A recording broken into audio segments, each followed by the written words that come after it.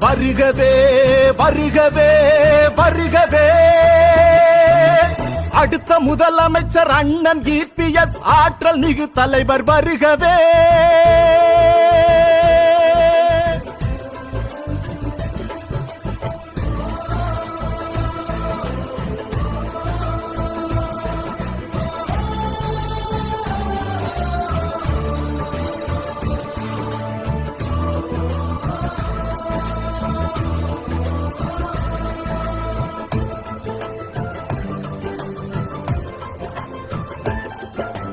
மக்கள் எல்லோரும் வியந்து பாராட்டும் மாநாடு இது வல்லவா, எழுச்சி மாநாடு இது வல்லவா.